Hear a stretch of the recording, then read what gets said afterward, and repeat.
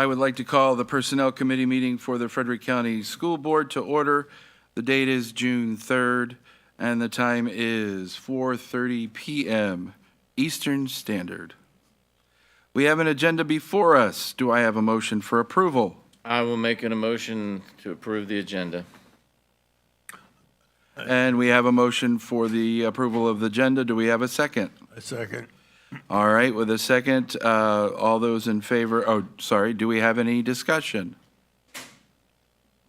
All those in favor signify by saying aye. Aye. Aye. Any opposed? We have an agenda.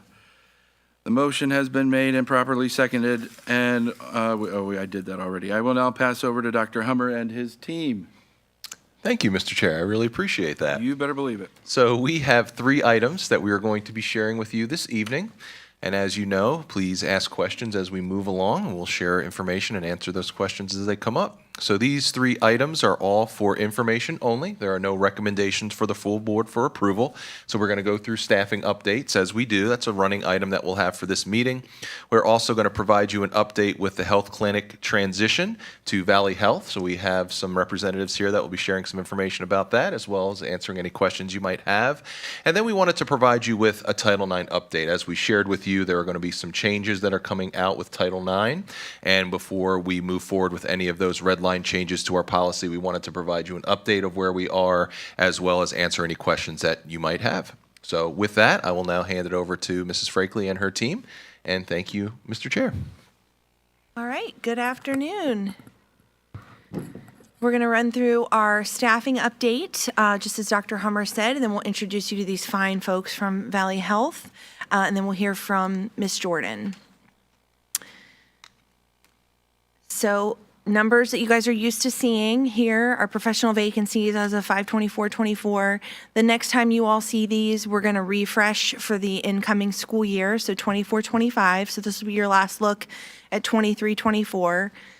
So I'll give you a second to check these out.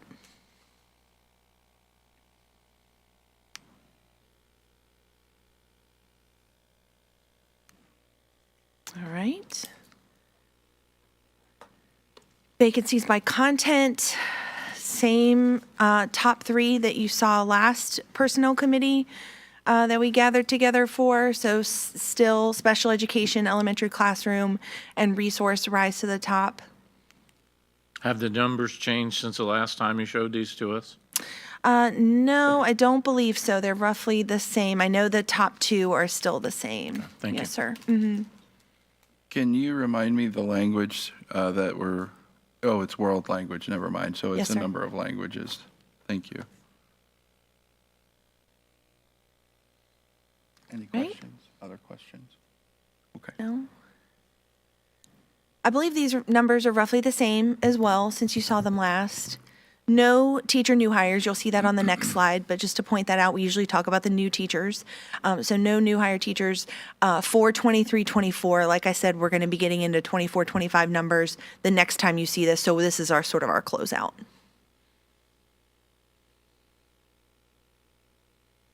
And here again, had we had any of those new hire teachers, you would have seen their years of experience, but we didn't have any.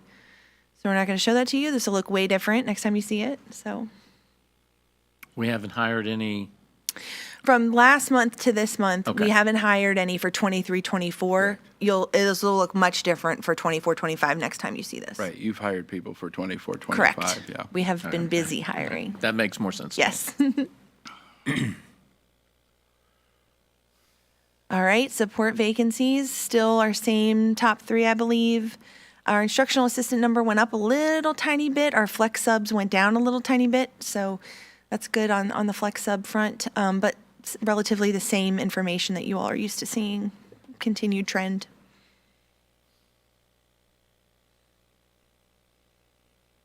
All right. That was really quick. Do y'all have any questions? That's when I'm the chair. You did that in a mind. superb job. Thanks. That's right. All right. Are you ready for the main act? Absolutely. Okay. Well, I'm going to ask these fine people to come on up and introduce themselves. They're going to talk to you a little bit about our transition from Care Team to Valley Health as we talk about our health clinic. Hello, good afternoon. I'm Christy Shannon. I'm the Senior Director for Valley Health that supports our employer health, urgent care, and retail pharmacy service lines. Good afternoon. I'm Patrick North. I'm an operations manager for a couple of the clinics here in the Winchester region and the project lead for this new clinic. Thank you so much. Appreciate it. Thank you.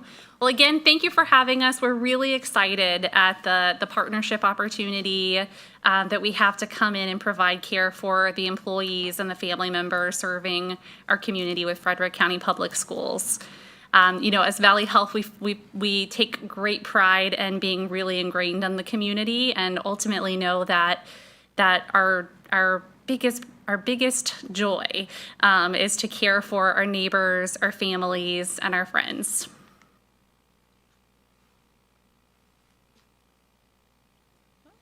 This is a different slide deck, but it's okay. We'll roll with it. All right, good balls. All right. So as I mentioned, I'm Patrick. So it's nice to meet you guys today. And so as I mentioned, I get the opportunity to build this clinic with you guys, which has been a joy for me so far. Early on into the project, typically when we start our meetings, we talk a lot about connect to purpose. It helps us as leadership kind of maintain our mission and vision as to why we're in healthcare and what we're doing for our community. For me, in this project, I would say coming from a family of educators, getting this opportunity was actually really special for me. So it's going to be great to kind of focus on this population of folks in our community. And I think the opportunity to work with you guys too has been so far great, and I continue to look forward for those opportunities moving forward. I want to give you a little bit of a background on the operations for the clinic. So it is a Monday through Friday clinic. We're going to open our doors to your teams and their families at 7 a.m. We're going to focus with blood draws and any lab work that your personnel and their families may need. The providers will come in around 8 o'clock and start having patient visits through the remainder of the day. Our business model, as you guys are aware, is one provider and 2 medical assistants. So we'll have folks prioritizing their work and certain visits throughout the day. Anything from those blood draws to the DOT bus physicals, same day sick care, as you see on the bullet here on this slide, for any illnesses or injuries that may come up in a pinch. And if you have families and friends that are pretty active, especially this time of year, a lot of acute injuries, a lot of illnesses still in June, you'd be surprised. So the need for that same day care, is around the clock throughout the year. Before you change it, I have a question for you. Do you have, I see your clinic hours are from 8 a.m. until 4:30 p.m. Do you have on-call physicians available for our teachers through this clinic like other Valley Health facilities have? Or is it specialized just for this clinic, or is it something that's more general? Yeah, that's a great question. We will have on-call capability.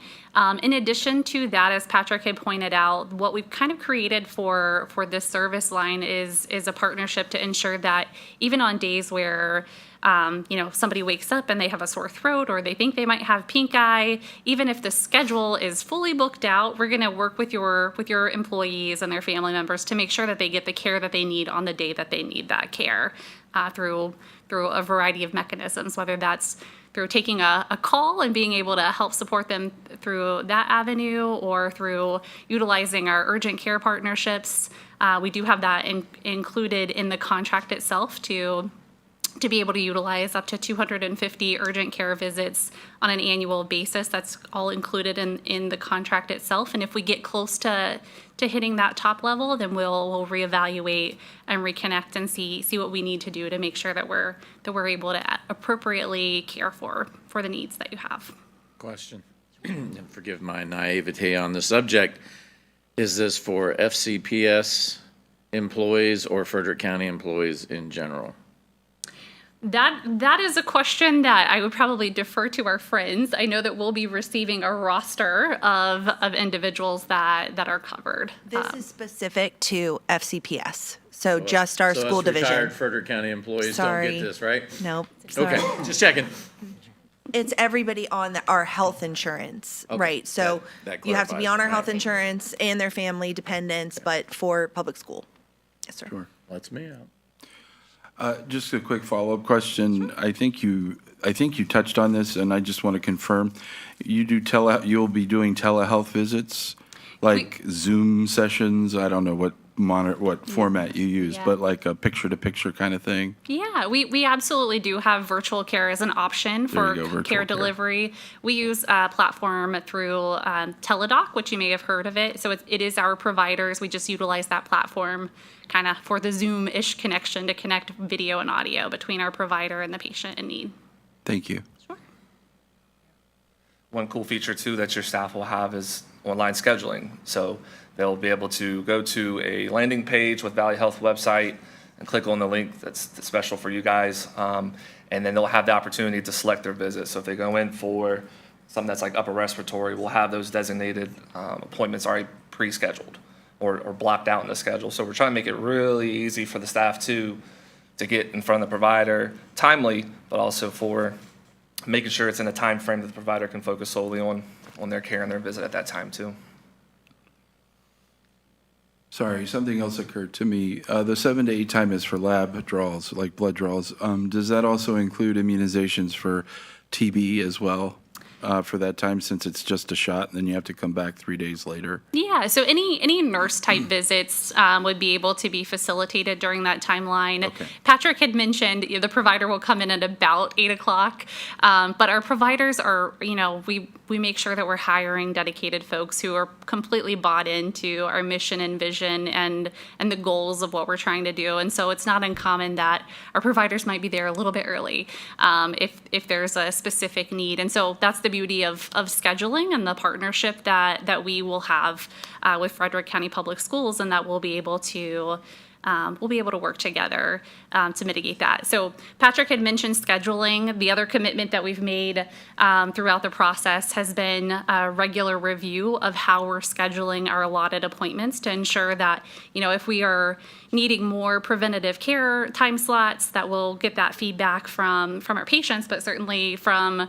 your team here as well, and be able to make sure that you have an interactive approach to how we're setting up our scheduling, so that if we're heading into flu season and we're anticipating that there's not as many preventative care needs, but maybe we want more time slots for sick visits, we can make sure that we're working with you and your team to ensure that the type of care and the timing of care is the care that you need at the time that we have it available. And how often is that review? We'll initially begin doing that, I would imagine, on a monthly basis. So we're regularly meeting right now every 2 weeks, and I anticipate that will continue. But certainly open to feedback, and we'll be able to take some informal feedback and make adjustments in real time as needed. Thank you. All right, so this slide really just kind of outlines the types of care that we'll be providing within the clinic. So we talked a little bit about what's traditionally known as primary care services. So things, like our annual physicals, our chronic disease or chronic illness management.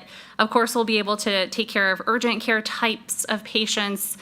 So patients who are coming in for acute illness. We talked about the pink eye or the sore throat, but also, potential strains and sprains, things of that nature. Small lacerations, we're going to be equipped to appropriately care for.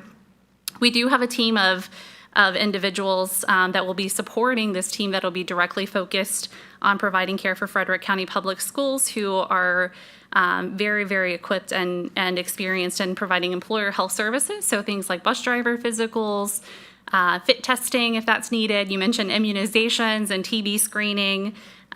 Things of that nature will be able to help and support. And then we'll dig into wellness initiatives a little bit more in depth, so I don't want to steal my own thunder for later on. But certainly we have a breadth of availability and resources to make sure that, we're not just taking care of individuals once they're sick or injured, but we're working hard to keep the team well to begin with.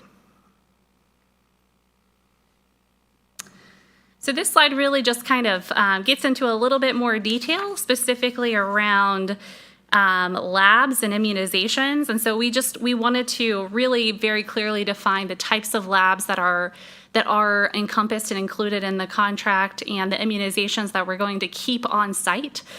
So again, this is a list of things that we'll have there and readily available. There are an infinite number of other labs and immunizations that we will also have access to. So other labs we would be collecting and sending out to our core lab for processing, and then likely running those through the typical insurance framework for payment. And then for the immunizations front, these are the immunizations on the right-hand side that we'll have in the clinic and readily available for administration. Other immunizations like travel medications or yellow fever, different things of that nature, we would be ordering and scheduling a visit for those injections at a later time. Why is COVID not listed there for immunizations, given the frequent encounters with snotty children? Yeah, this is actually, it looks like this is a slide deck that I didn't intend to send, but COVID is included. It is, okay, Yes. thank you. Yep.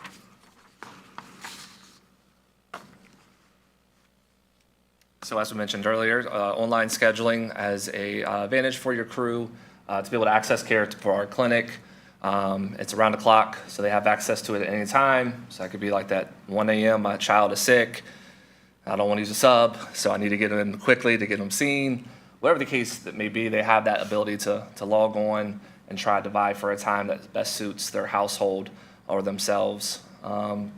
My chart access, it's been a huge push with the health system for all of our patients and your teams as well. Being able to have all their information at hand in one area, that also helps with quality of care too, as our providers and our medical teams can review previous history of health, be able to really give the best care that they can with all that information that's accessible to them. So, I'm sorry, I have lots of questions, you can go ask for them.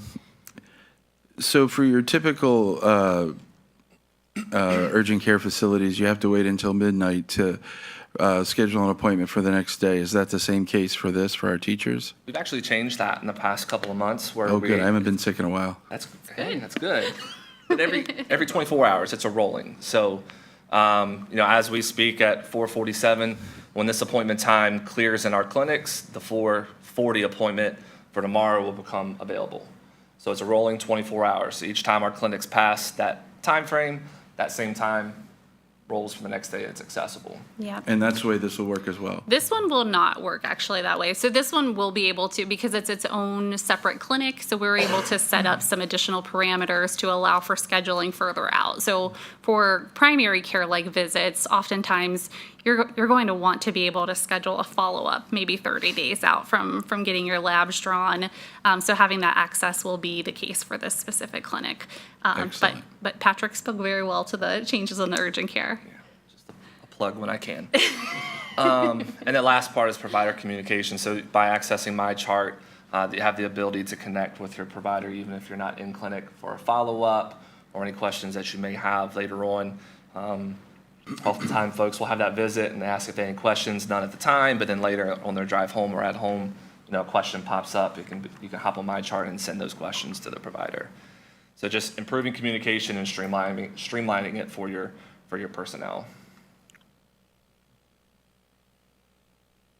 All right, so this really kind of dives into quality patient care, which, obviously anything that we're trying to do, we want to do our best possible job, especially when we're talking about the health and the wellness of individuals in our community. So we make sure that our providers have access to the most up-to-date information to be able to quickly research and ensure that the treatments and the care that they're providing to those that they're caring for is evidence-based medicine. We mentioned the reliable access to care, and we've already kind of talked through the scope of the 250 urgent care visits that are available. Having our whole team able and trained to collect labs and to do drug screens and to do those nursing duties is something that will help us to ensure that we have continuity of care. And that way, if somebody's not able to come in from 7 a.m. to 8 a.m. to get their lab drawn and they're able to get there at 10 a.m., then we're going to be able to make sure that we can accommodate those individuals by having our team cross-trained. Additionally, we do have the scale of resources so that if there is a call out, whether it's our provider or medical assistant, we'll be able to have additional folks trained and ready to step in and help to make sure that those services and the care that's needed are able to be continuously provided.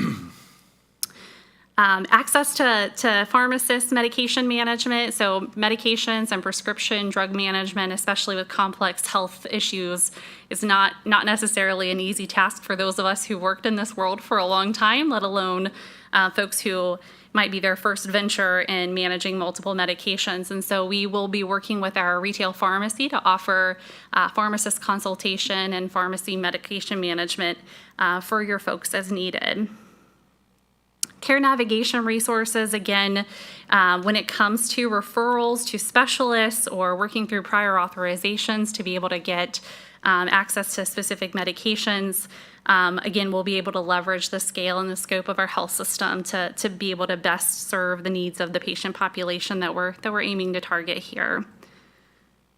And then auditing processes. So all of our patient care programs are overseen through quality programming. So what that translates to in the realm of this type of care is regular and routine chart audits by our medical director, really looking at the care delivery, how things were documented, the thought process by both the provider in the clinic as well as the medical assistants to ensure that if there are opportunities for continued support and development from that side of things, that we're on that and offering that proactively as well. For patient satisfaction, we know that in order to be able to provide great care, we have to earn and keep the trust of those who are walking through our doors every day. And so we know that every time a door opens to come into one of our clinics, we know that the patient is really trusting us and being vulnerable with their care. And so we do take that very seriously and work hard to ensure that we have a positive patient experience for those who do trust us. And with that, we do utilize a third-party program called Press Ganey. That is the industry standard across the country, monitoring and benchmarking us against other health systems and other like clinics to give us feedback as to how we're doing. We also will get anonymous comments back from our patients, which is really helpful, oftentimes to celebrate the successes of our team.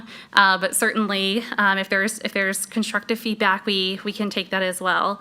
Other things that we monitor are the length of stay, so ensuring that we're giving enough time to our patients, but also not taking too much time of their day if there are operational efficiencies that we can work through.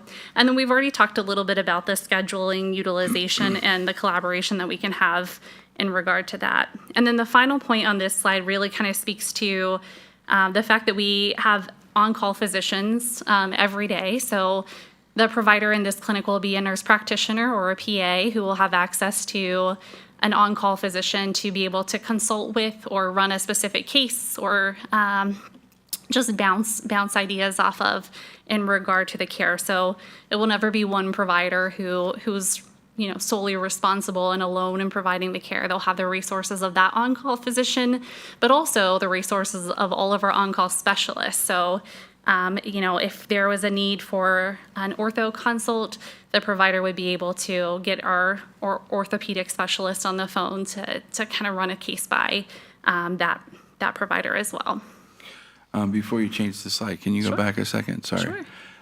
What was the name of the third-party person or group that you were talking about? It's called Press Ganey.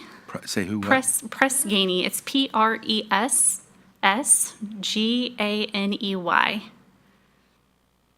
Press Ganey. Thank you. Yes, sir. And then what does LOS stand for? It's length of stay. Length. Oh. Yes, sir. Okay. Thank you. Of course.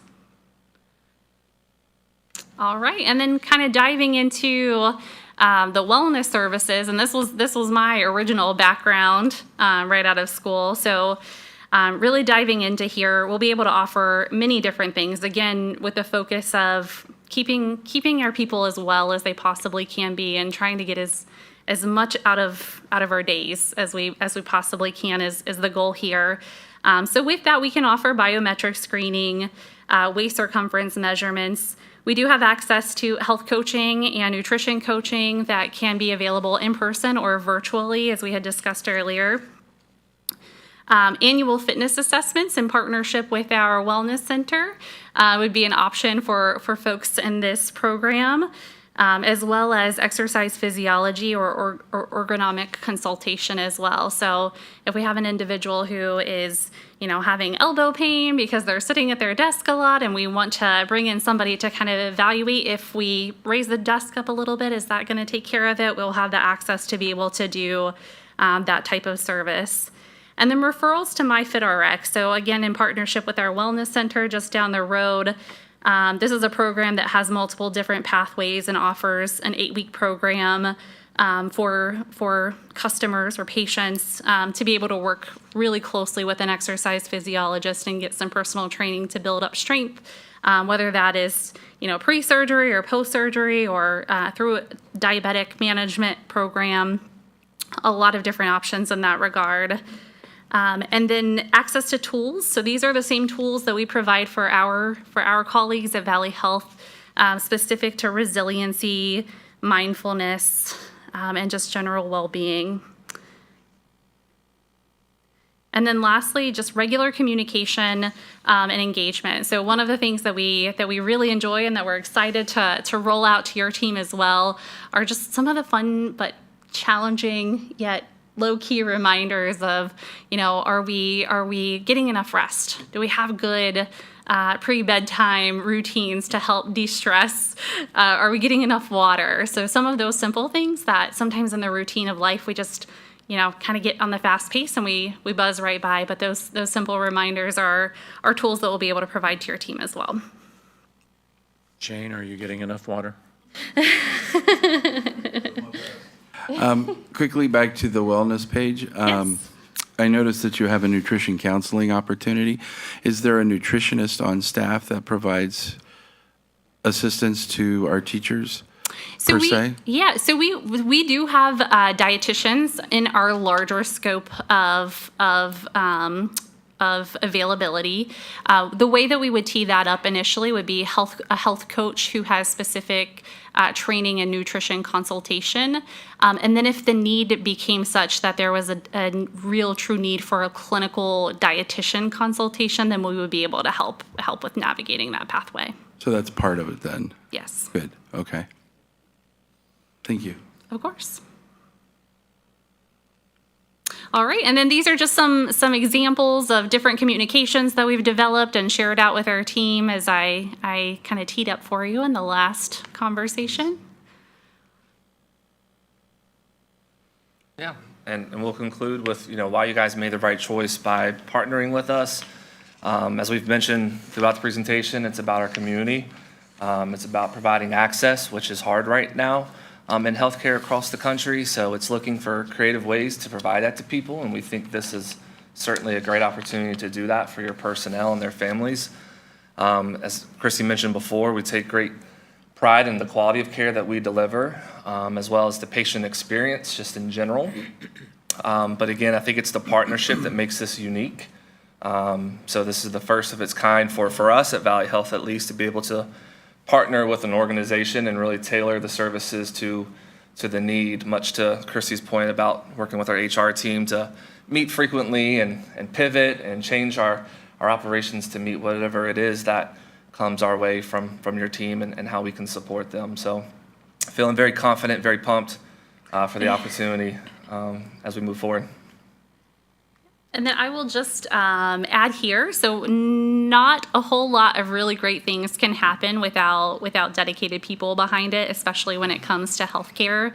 And with this particular venture, your team members are going to be able to leverage really within Valley Health what is set up as 3 different pipelines with complete resources and infrastructure behind them with our primary care team, our urgent care team, and our occupational medicine team. And so the photos up there are two medical directors who we've been working really closely with so far, and there are other physicians that are standing right behind them, ready to step in and help support in any way that we need them to. But Dr. Anil Sewall and Dr. Kevin Colbert have already been just phenomenal partners in walking through what this should and could and will look like. So wanted to share that with you all as well. All right, and then it looks like there were a couple of other things that we just really wanted to share. So one is the location of the clinic. We're really proud of the fact that we're taking one of our state-of-the-art facilities and dedicating that full space to the people of Frederick County Public Schools. The clinic location is at 611 East Jubal Early Drive, which is right next to Best Buy in that shopping center, also conveniently located near our urgent care and our employer health location, so that we'll have easy access again for additional support should we have a call out and need to supplement care and ensure that the services continue. Additionally, that space has room to grow for this service line and for your team members. The location has 5 exam rooms, which is plenty of space. So the goal would be that we're getting a lot of engagement and a lot of utilization, and down the road we're making such great strides that we're helping people be well and preventing illness, so that we can look at adding a second provider to continue to expand that access to care. So we're definitely looking forward to that as well and sharing that space with your team. And then lastly, just to share just a couple of quick things about bridging the gap a little bit. So we know that transition is hard.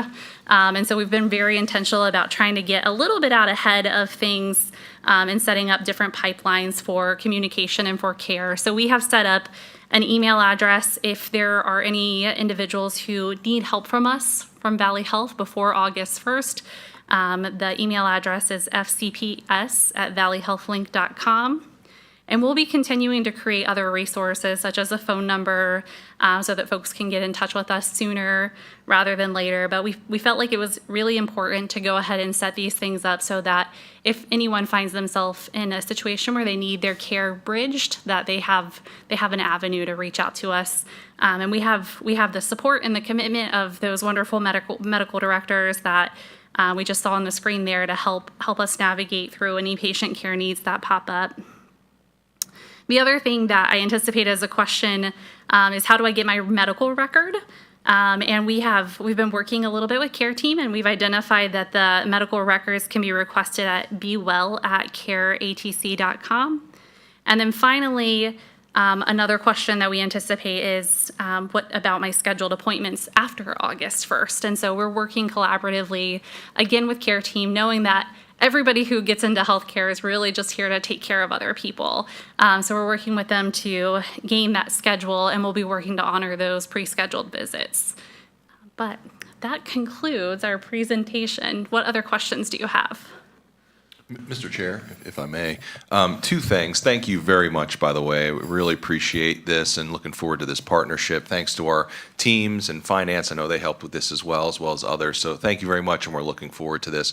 2 additional things. The first is, you mentioned some emails there. Can we make sure the staff has access to those if they haven't already? We've been sending out communication so Great. far, but the point of tonight was to have you all come and introduce this in a format that folks could come and watch back on, our taped shows, so that we could get more information out there. So yes, things are already going out to our staff. Fantastic, thank you. The second one is, one of the concerns that we had with the previous provider was there was a long waiting list, and we had staff that would make that comment. How can we prevent that? I know you've mentioned some things about accessing other urgent cares. Is that going to be the main way to avoid this, or is this space going to be bigger? Is there going to be more doctors? How can we kind of alleviate that angst some of our staff are having? Yeah, so I think a couple of things that we tried to work into this to sort of address address that concern. I do think that the access to urgent care visits is a piece of that, or virtual care visits on days that the schedule might be full, so that, again, if we're having acute injury or illness today, we're getting treatment today and not tomorrow or the next day.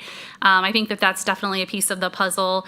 I think the other thing is, the hours of Monday through Friday from 8 a.m. to 4:30 p.m. consistently and continuously is going to be a piece of that puzzle. And then also the scheduling utilization. So again, I'm not familiar with the past necessarily, but I think that there are definitely ways that we can ensure that we're optimizing the schedule while not compromising the care. So I think that's a delicate balance. And then to your point, if we feel like we're doing all of those things, if there's still care that we need to provide in a quicker pace, I think that's where we start to look at, do we need to add a second provider? Do we need to utilize that additional space that we planned ahead for?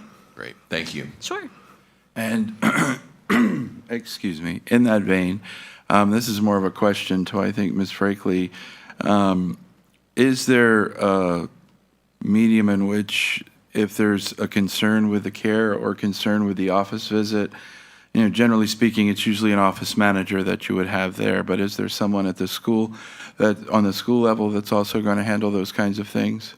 Yes, so we have a fantastic benefits analyst in our department. Her name is Miss Rachel Beinecker. She's here tonight. So she fields all kinds of questions all the time about benefits in general, and she does get a lot of feedback where the clinic is concerned, good and, not so good sometimes, all feedback. So we work really hard to partner with Care Team, now Valley Health, to get that real-time feedback to them so that we can make those adjustments. So she's our eyes and ears on the ground, does a fabulous job, and always brings that forward so we can address it right away. Perfect, thank Yes. you. Last question that I have, in this facility, will there be an x-ray machine? It's a great question. So we've been pretty strategic in our placement of the location, and part of that decision came down to the fact that we do have an x-ray unit next door. So Yeah. we will be able to leverage the utilization of that see. x-ray machine. Yes, sir. All right, but MRIs and things like that would be done in the hospital or at Trex? That's right. Yeah, we Okay. would refer out for MRI and other advanced imaging as Yeah, well. yeah. Thank you. Any other questions? Thank Thank you you. so very much for coming and presenting this. It's very helpful. Thank you. Thank you guys so much. And I would just like to say it's been awesome to partner with them. Like Christy said, we've been holding biweekly meetings so that all the teams stay connected. That's HR and Valley Health, as well as our friends in finance, because they've been an integral part of making this transition. And I have to say that Miss Camry and I went to see the space several weeks ago now. It is amazing.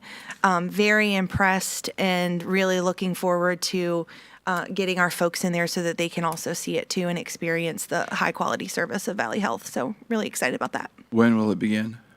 August 1 is our official launch date, but like Christy said, we're working to bridge those gaps in the interim so that folks don't lose that continuity of service. And so, we're trickling that in as we go. And the one across the street's going to close? Yes, we'll give up that lease. Yes, sir. Any other questions before we jump to our next topic? Thank you all again so much. All right, I'm going to hand it over to Ms. Jordan for some discussion on Title IX. Do you want this one or that one? Oh, we'll get the clicker. Yes, hang on one second. Thank you. Happy to do it for you.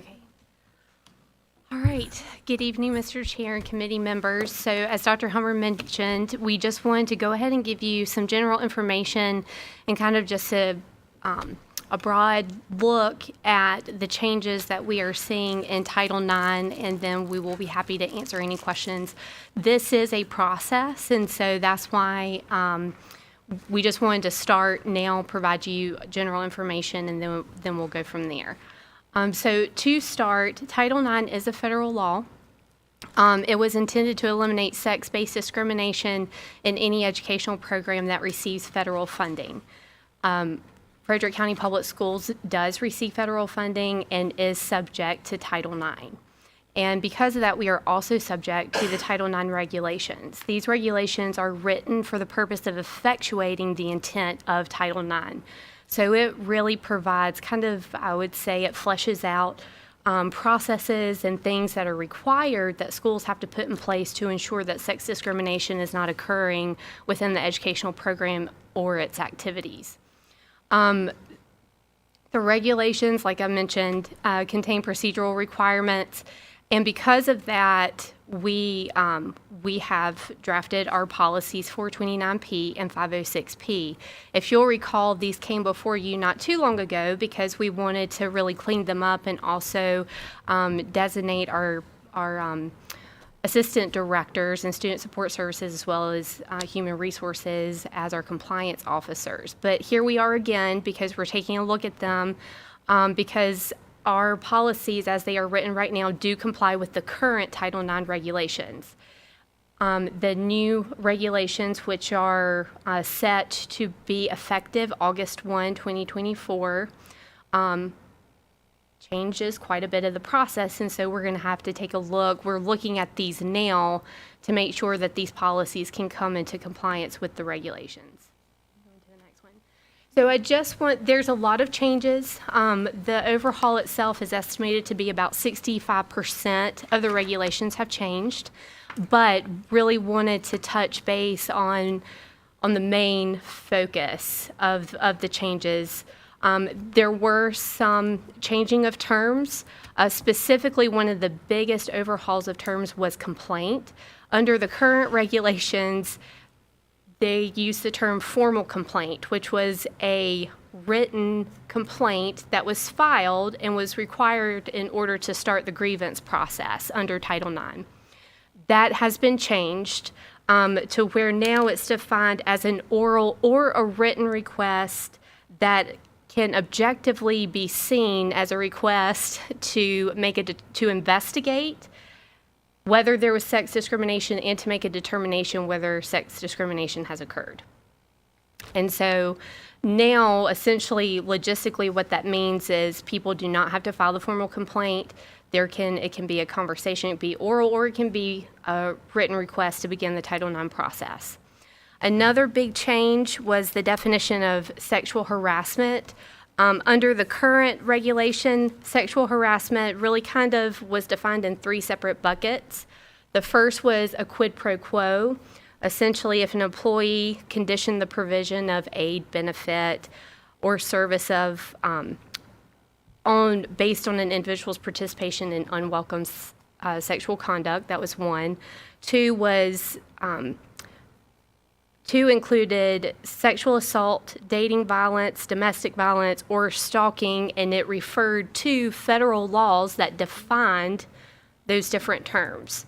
And then the last one, which was very significantly changed, was unwelcome conduct determined by a reasonable person to be so severe, pervasive, and objectively offensive that it effectively denied a person equal access to the educational program or activity. Now that is being changed to,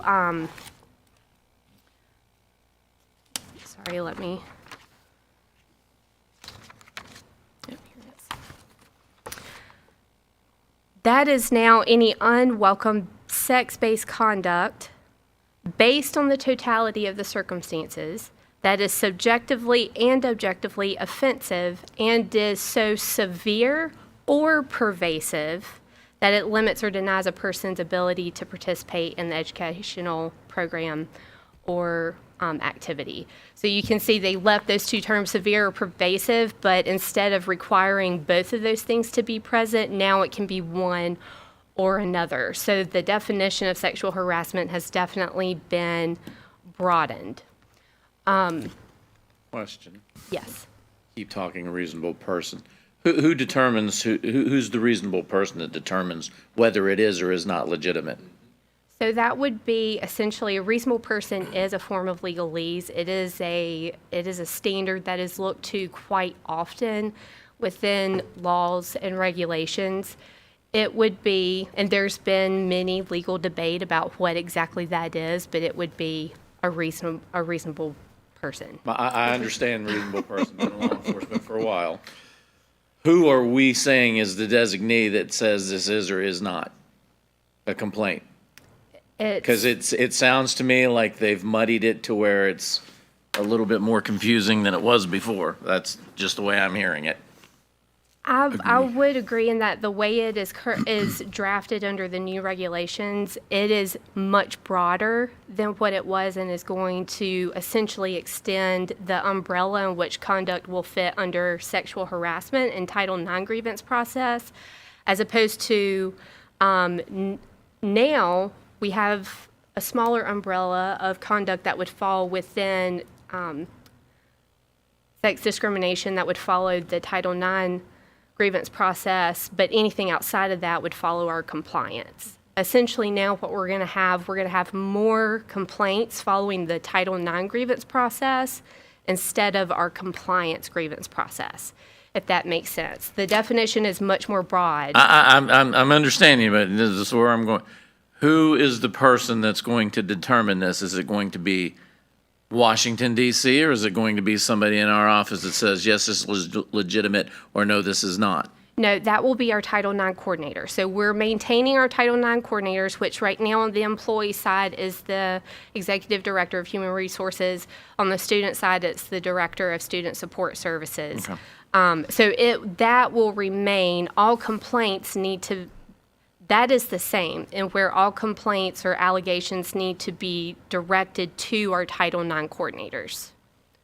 And Mr. Chair, if I may, Mr. Sherman, that is a fantastic question because we're trying to make sure that this is not only clear for us, but it's clear to those complainants as well as respondents as well. But we take all of these situations very, very seriously, whereas right now we have the authority based on what Mrs. Jordan just shared, where if something is filed or shared with us, we can determine which process to go down. And when these situations come forward, as I mentioned, we take them seriously, but based on what had happened, based on the age of the student, based on it being pervasive or a one-time situation, we're able to make that judgment and say, you know what, this is more of a grievance, or this is more of a disciplinary action, or this is a Title IX situation, and we go through each of those processes. With this new process now, we're having less of that flexibility, which is definitely going to put more burden on our staff. But the reason that you asked a really good question is all of this is local. This entire process is local until a parent or a complainant wants to take it to the next step and file it with OCR or whatever direction they would like to go in. So we like to keep it local so we can work through this and provide the support that the student needs, or in the case of HR, an employee, we take those seriously, but everything happens locally until they take it to the next level. That's a great question. Thank you. Yes, sir. Right, and I would highlight again, it's always been a fact-based analysis that our Title IX coordinators do when these complaints come in, but in the definition, it does say the totality of the circumstances, and it also lists factors that at a minimum, the Title IX coordinator will have to consider, like Dr. Hummer mentioned, would be the age of the students and things like that. So it is very much a case-by-case basis where there's an analysis that the Title IX coordinator will do. Another change is that now the new regulations will require that all employees receive training for Title IX. I will say that is something we do already. We provide that through our vector training. HR has already reached out to them to see if they are going to be modifying their training to provide training under the new 2024 Title IX regulations. We do believe that they will be, and so our employees, we essentially already have that infrastructure in place to provide that training to our employees. It's just a matter of, yes, please do. So yes, they will be updating their training vector, being they, and we will push that out. So our plan for right now is anybody coming on board is going to have a training with an expiration date of July 31, right? There's 31 days in July. And then beginning August 1, we will push out the newly updated training. So there's a chance you might get 2 back-to-back, but that's okay. We'd rather overtrain you. But yes, that will get pushed out as soon as it's available in Vector. Is that in-person training or is it done over a computer? It's done over a computer, and there's a certification that you do through that training, and then we record that. I don't know about the rest of the board. Is it possible that we can get some of that training ourselves? Yeah, I don't see why not. We can- Another thing that has changed is they are requiring all employees who believe that there is any type of sex discrimination or sex harassment occurring in the education program, all employees will have a responsibility to report that to the Title IX coordinator. That's definitely been expanded from where we currently are, hence why all employees need the training so they understand what conduct would fit under Title IX and when they need to report. Another thing is it also is changing the initiation of the grievance process with Title IX. Is definitely making it is putting more requirements on our Title IX coordinators. Under the current regulations, when a complaint would come in, the Title IX coordinator had the ability to make an initial determination, is this Title IX, is this not Title IX? And then move forward with either the compliance process or the Title IX process. Now, if there is a complaint that could even potentially fall within Title IX, they have to reach out to the complainant, discuss the grievance process, determine if the complainant wishes to file a complaint or make a complaint, and then start the grievance process. So it's definitely going to be more just more work for our Title IX coordinators in their departments when the complaints come in.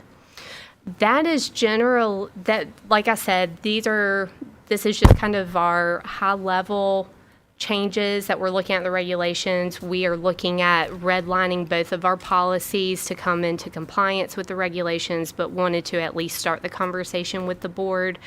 So we can answer any questions that you have. One thing I did want to note for you, there is pending litigation.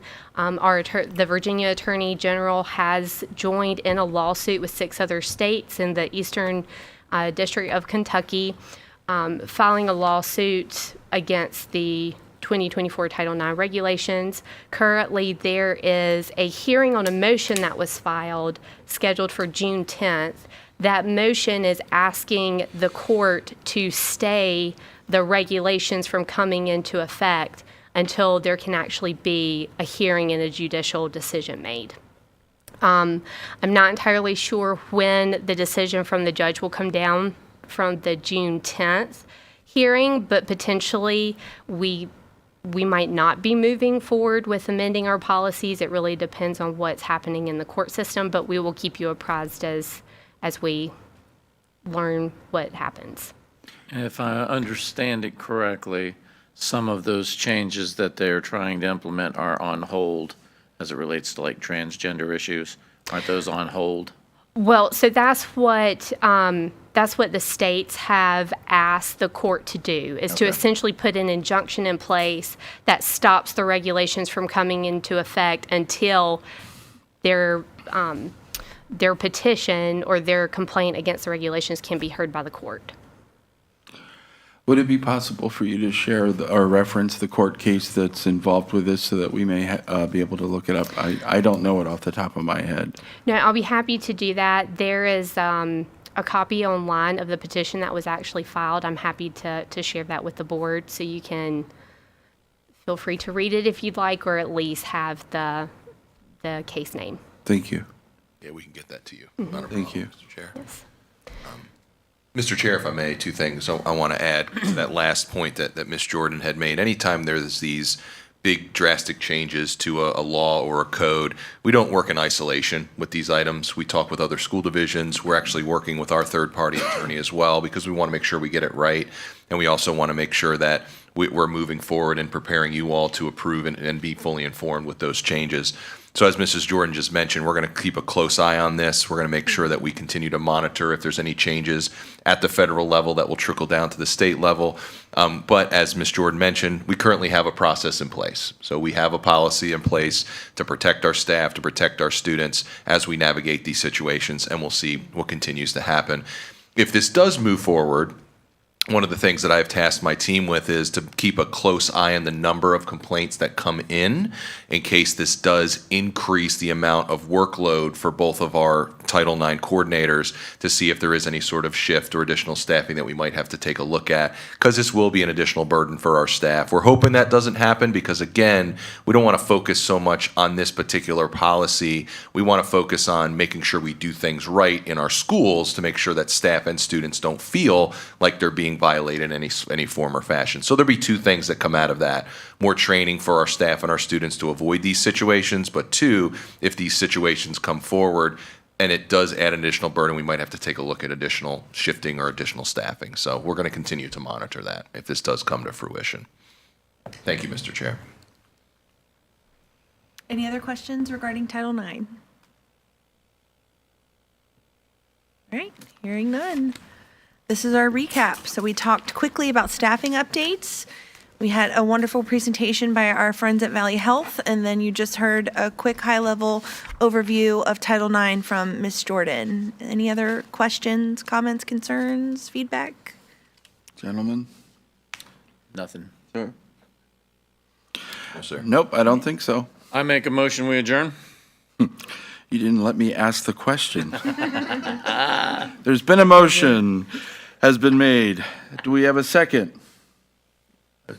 Up, it's been properly seconded. Any discussion? I can wait for a long time. All in favor signify by saying aye. Aye. Opposed? Motion passes. We are adjourned.